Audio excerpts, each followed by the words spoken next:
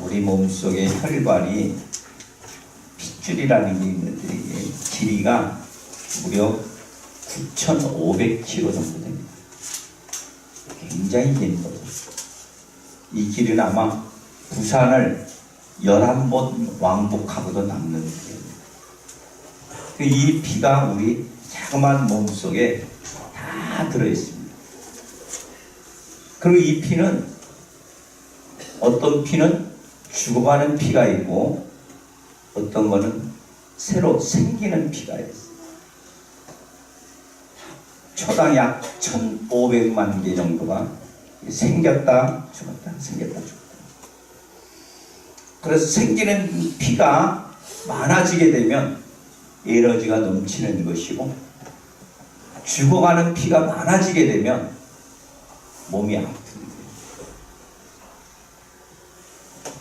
여러분들이 하나님의 은혜를 충만하게 받게 되면 살리는 피가 많아질 것이고 울상을 하고 사시면 죽어가는 피가 많아질 겁니다. 생명을 나누는 피가 많아져서 에너지가 넘치는. 근데 우리가 이 피를 얘기할 때마다 피 그러면 좀 기분이 좀 안 좋죠. 아니면 이게 불길한 생각이 들기도 하고 어떤 때는 섬뜩한 느낌을 갖기도 합니다. 그래서 피는 아주 오묘한 거예요. 피는 어떤 때는 섬뜩하고 그러기도 하지만 피가 우리 몸속에 없으면 우리는 죽어버리게 됩니다. 근데 이 피는 대단히 중요한 역할을 합니다. 성경이 말하기를 피는 생명이라고 그랬습니다. 생명을 주는 거예요. 근데 이 피는 동서고금을 막론하고 피에 대한 역사는 우리 주위에도 많이 있습니다. 죄를 범한다든지 아니면 영적인 축제가 있다든지 그렇게 되면 반드시 피가 든다. AD 300년에도 멕시코에 가면 이런 일이 있습니다. 멕시코에 가면 1년에 한 번씩 제사를 드리는데 제사를 드릴 때 동네 청년 중에서 아주 건장한 청년, 흠이 없는 청년, 나무랄 데 없는 청년을 데리고 와서 온몸에 온갖 치장을 합니다. 그 주위에 아주 좋은 섬, 날씨도 좋고 기후도 괜찮은 그 섬에 가서 먹고 싶은 거, 하고 싶은 거 다 주는 거예요. 그래서 때가 되면 축제의 기일이 되게 되면 청년을 데려다가 온몸에 벌게벗겨서 칠을 하고 그 다음에 이제 피라미드형으로 되어 있는 제단에 이제 올라가게 됩니다. 올라가는데 올라가기 전에 많은 사람 앞에서 이렇게 얘기합니다. 내 죄를 가져가십시오. 내 죄를 가져가십시오. 그리고 또 나를 기억하십시오. 나를 기억하십시오. 그렇게 큰 소리로 외치게 되고 그렇게 다 듣게 되고 이제 그 제단에 나오고 제단에 올라가는데 이 청년하고 누가만 올라가냐? 제사장하고 올라가. 제사장 앞에 서 있고 그 청년은 누워 있는데 누워서 눈을 멀뚱멀뚱 뜨고 있는 그 청년을 단검을 뽑아서 심장간 왼쪽에 있는 심장에 있는 힘을 다해서 팍 찍어. 여기 심장이 터지게 되면 피가 솟구쳐 오릅니다. 솟구쳐 오르게 되면 제사장이 백성들에게 선포해 이 피로 인하여서 너희는 다 용서함을 받았다. 그렇게 소리를 들리면 그 소리를 듣고 각자 집으로 돌아갑니다. 그래서 죄의식을 끝냅니다. 멕시코 쪽에 그렇다고 그러면 저 유럽 쪽에 아테네에 있는 데는 조금 다르게 합니다. 조금 다르게. 거기는 사람들을 모집을 해요. 이번에 제사를 드리려는데 자원하는 사람, 자원하는 사람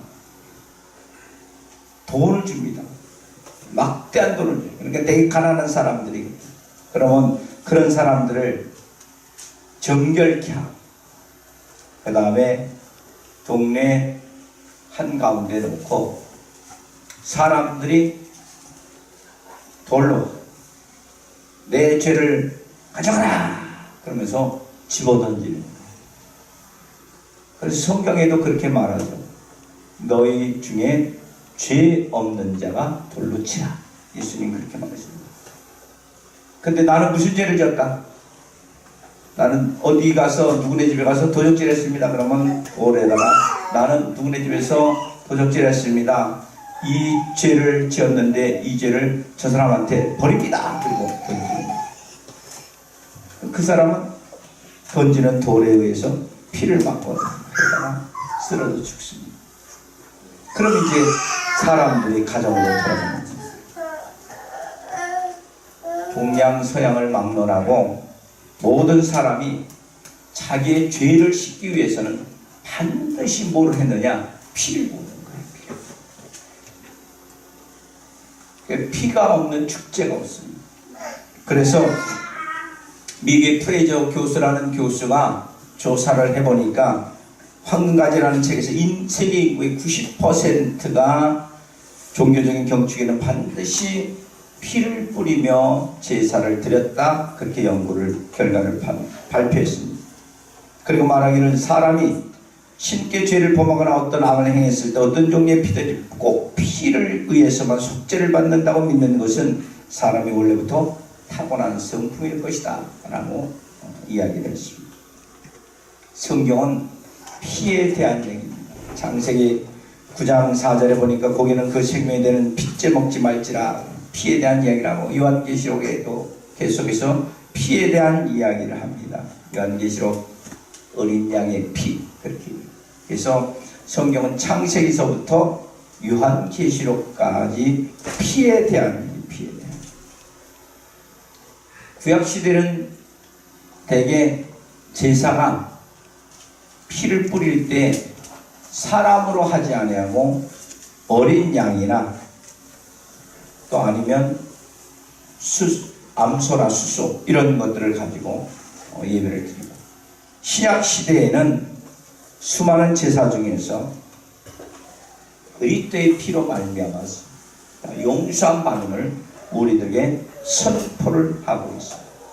그래서 오늘 저는 본문에 나오는 말씀에 의지해서 그리스도의 피라, 그리스도의 피, 예수 그리스도의 피에 관해서 몇 가지 소개를 하고자 합니다. 첫째로 그리스도께서 흘리신 피는 네 가지의 피를 흘리셨습니다.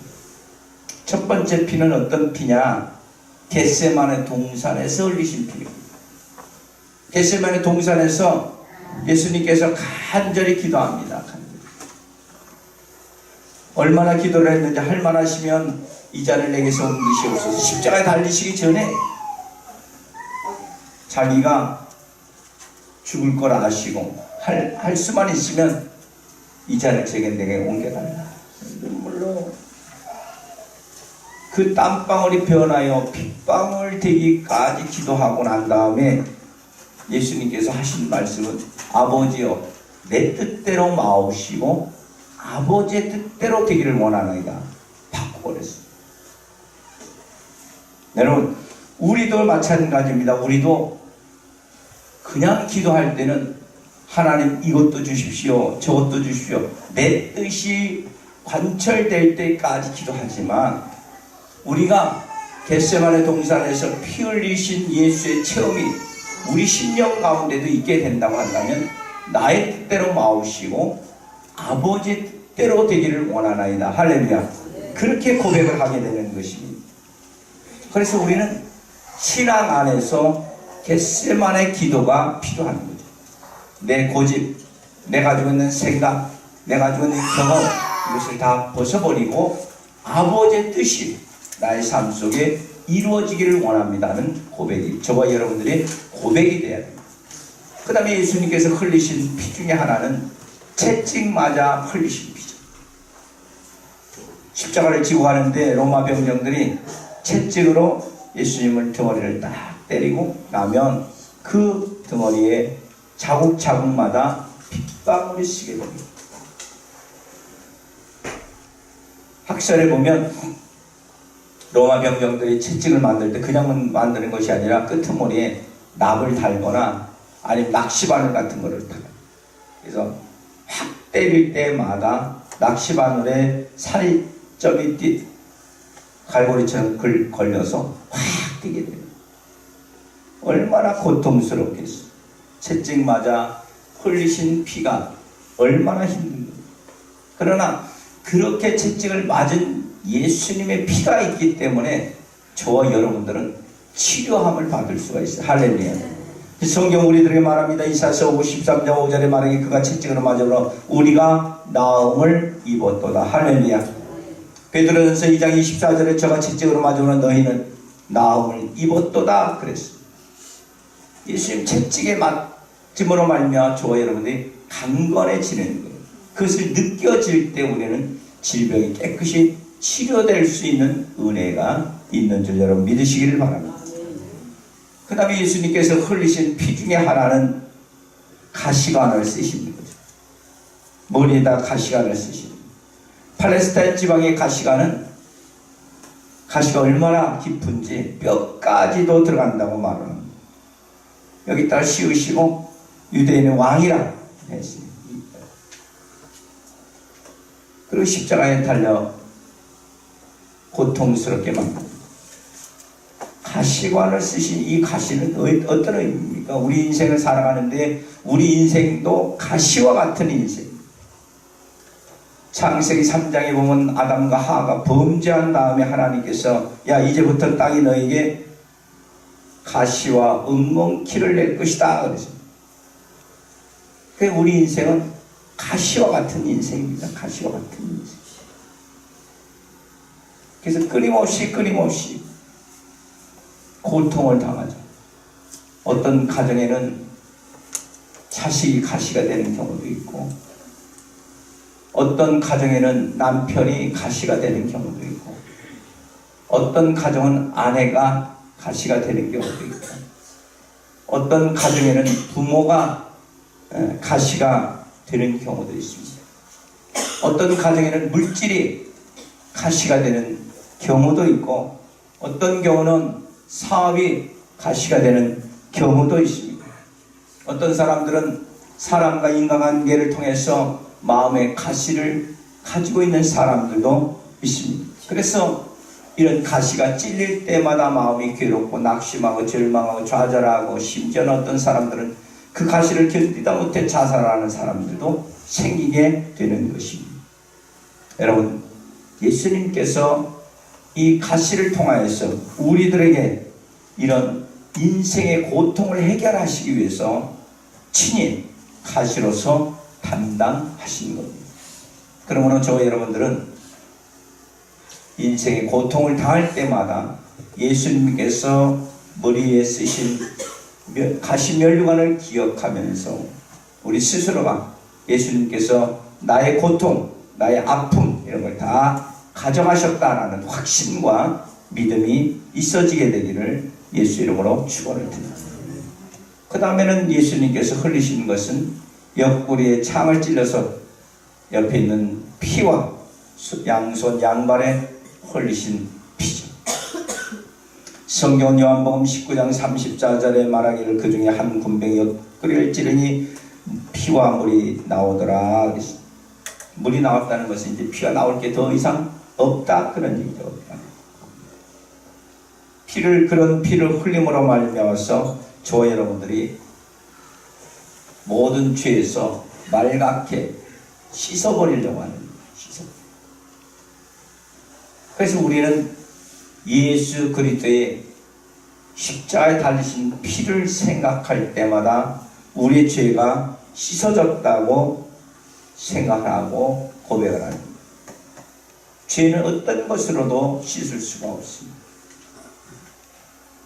세탁을 한다고 해서 죄가 없어지는 것도 아니고 노력해서 없어지는 것도 아니고 반성한다고 해서 없어지는 것도 아니고 교도소를 갔다 온다고 해서 없어지는 게 아닙니다. 오직 예수의 피로 말미암아 우리들의 죄가 씻어진다는 사실을 기억하게 되시길 바랍니다. 그래서 성경 우리들의 갈라디아서를 통하여서 진이 나무에 달려 그 몸으로 우리 죄를 담당하셨다 그렇게 말합니다.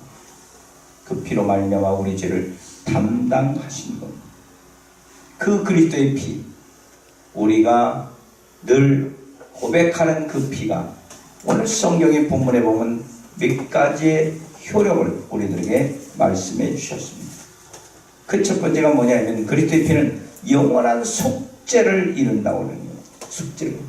14절에도 보니까 영원한 심령으로 말미암아 흠없는 자기를 하나님께 드린 그리스도의 피가 어찌 너희 양심에서 깨끗하게 하고 살아계신 하나님을 섬기지 못하겠느냐? 깨끗하게 된다. 또 12절에도 보니까 염소와 송아지의 피로 아니하고 오직 자기의 피로 영원한 속죄를 이루셨다 그렇게 말합니다. 예수님께서도 이 땅에 오셔서 말합니다. 예수님께서 인자의 피를 마시지 않으면 너희 속에 생명이 없다.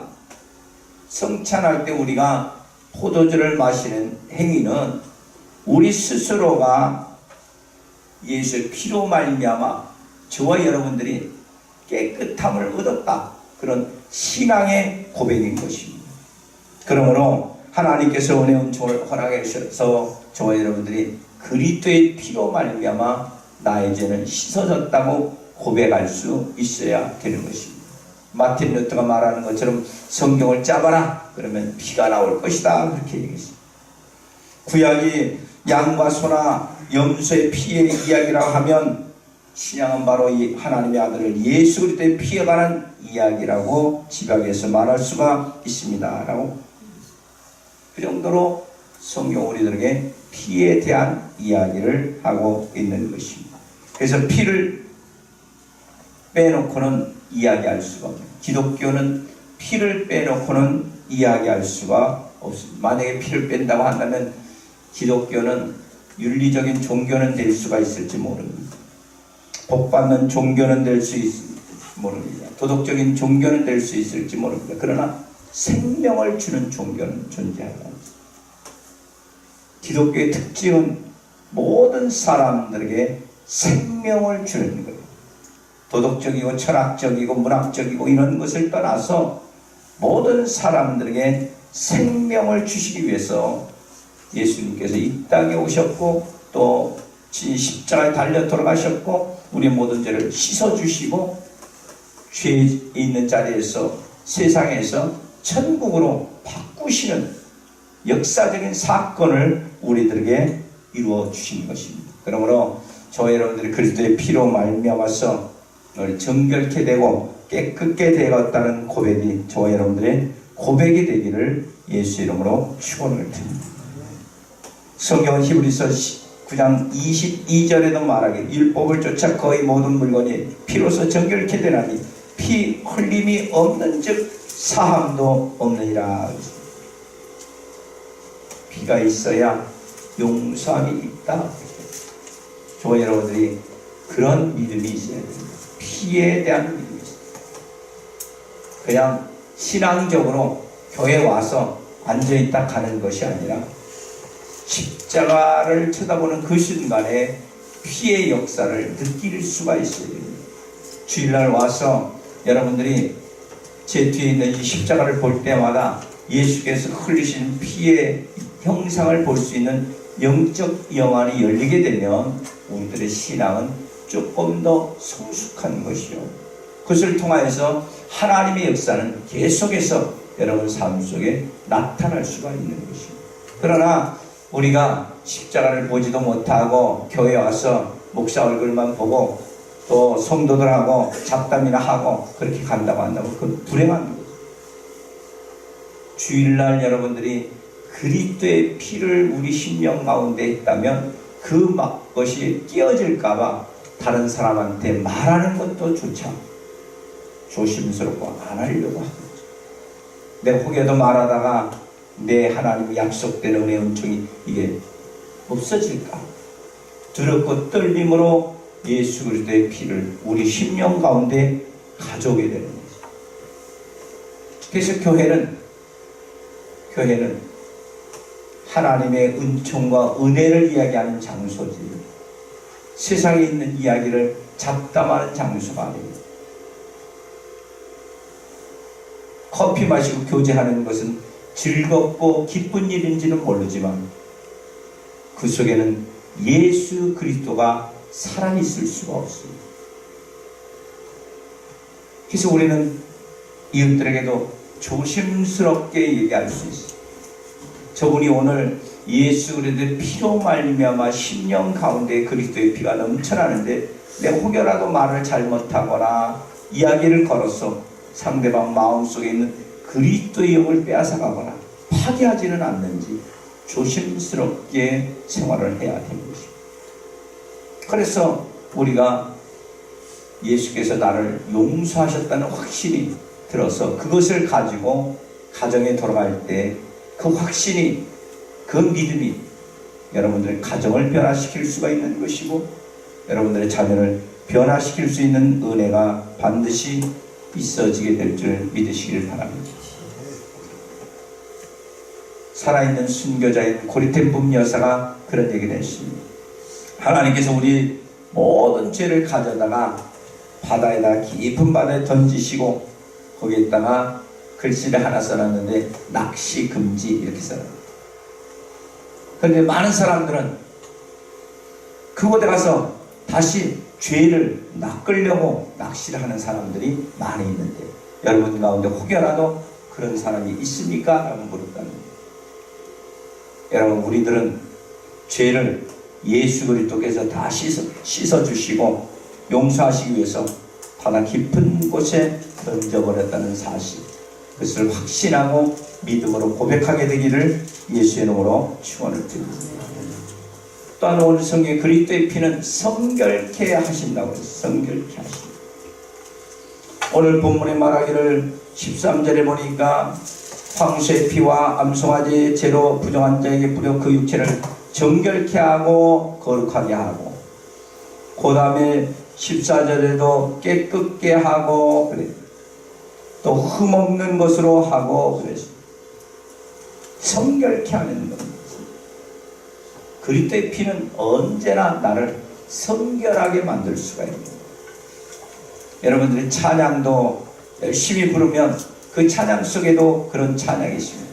나의 죄를 씻기는 예수의 피밖에 없느니, 다시 성케하기도 예수의 피밖에 없느니, 예수의 흘린 피 나를 희게 하오니 귀하고 귀하다 예수의 피밖에 없느니, 성결케 합니다. 다시 성케합니다. 성결케 합니다. 그것이 예수의 피밖에 없는 것입니다. 여러분들이 예수의 피로 말미암아 성결하게 바뀌어졌다는 사실을 고백하고 믿음으로 받아들이기를 예수 이름으로 축원을 드립니다. 그러면 하나님께서 저와 여러분들이 너는 정결한 사람이 되었어, 성결한 사람이 되었어 인정해 주게만 되면 저와 여러분들은 하나님의 거룩한 백성으로서 이 땅에 살아가는데 영적인 힘과 능력을 발휘할 뿐만 아니라 우리는 당연히 천국에서 하나님께서 세우는 보호자의 우편에 앉아서 세세토록 왕노를 할 수 있는 힘과 능력이 있음을 우리는 고백해야 될 것입니다. 한 스승이 네 제자들에게 중요한 질문을 하겠다고 와서, 사람이 죄의 유혹을 당하는데 그것을 극복할 수 있는 방법이 뭐냐 이렇게 물어봤더니, 첫 번째 사람은 우리가 죽음을 생각하면 죄의 유혹을 물리칠 수 있죠. 어떤 사람은 죽음 이후에 심판을 떠올리면 됩니다. 아닙니다. 그거보다는 하늘나라의 기쁨과 소망을 생각하면 죄를 물리칠 수가 있습니다. 죄를 물리칠 수 있는 최상의 방법은 죽음 뒤에 오는 지옥을 떠올리게 되면 죄를 물리칠 수가 있습니다. 그렇게 얘기했더니, 그래, 이네들 말이 다 옳다. 그러나 그보다 더 좋은 방법은, 그것은 죄의 유혹을 만날 때마다 예수 그리스도의 십자가의 고난과 피를 생각하는 것이다. 죄악을 물리치는데 이보다 더한 강력한 무기는 없다. 그렇게 얘기합니다. 그리스도의 피를 우리가 생각하면 그 피로 말미암아 저와 여러분들이 죄가 용서함 받고 하나님께서 주시는 은혜를 통하여서 우리가 성결케 된다는 사실을 기억하게 되시길 바랍니다. 실제로 있었던 어떤 한 병원에서 있었던 일입니다. 병원에 가면 대개 전도지를 받게 됩니다. 어떤 여인이 병에 걸려서 배가 불룩하고 복수가 차고 대소변을 보지 못하고 누워있으니 이제 죽는 날만 기다립니다.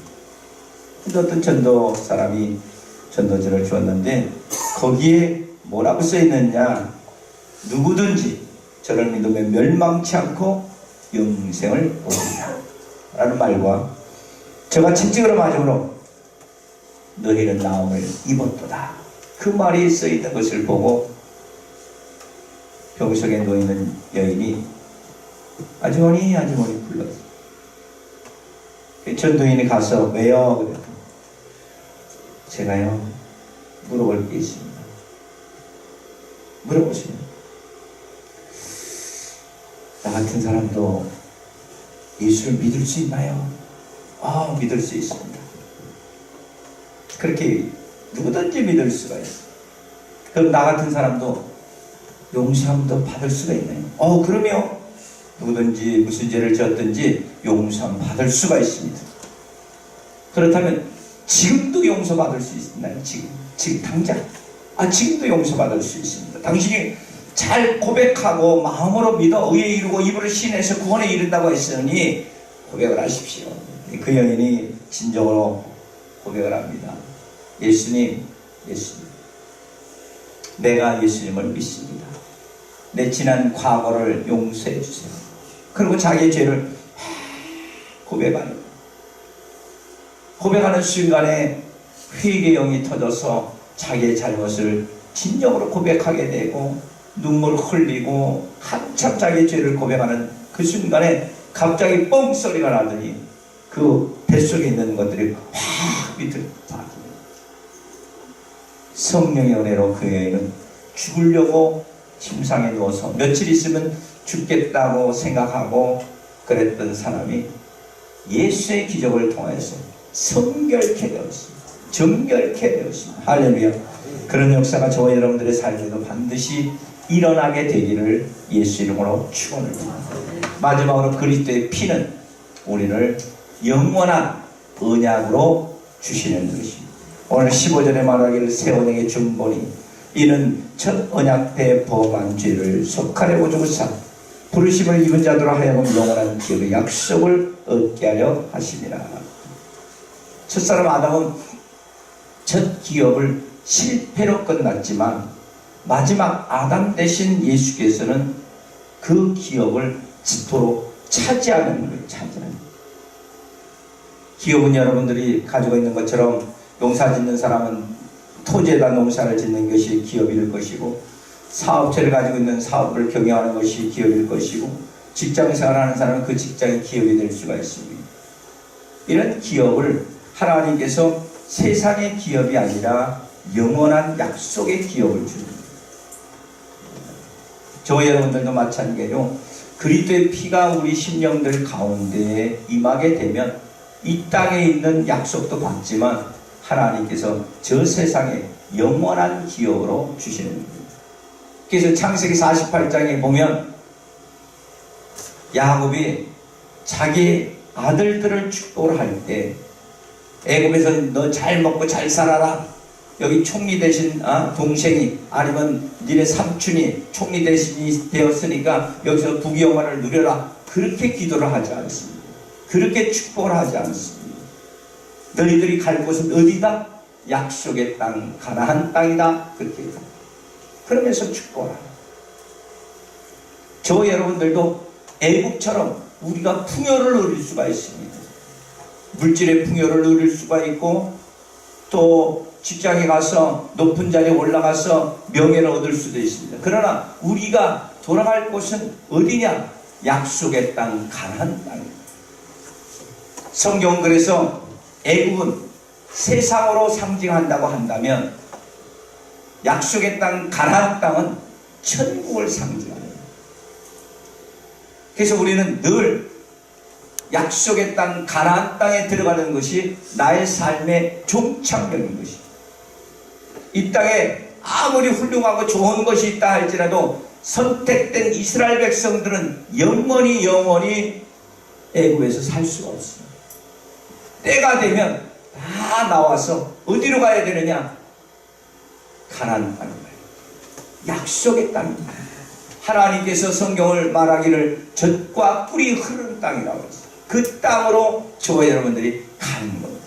그렇기 때문에 성경에 나오는 이 야곱도 자기 자식들을 축복할 때 그렇게 이 땅에 있는 것으로 축복하지 않고 영원한 기업이 가나안 땅이라는 것을 가르쳐주면서 축복의 기도를 하는 거예요.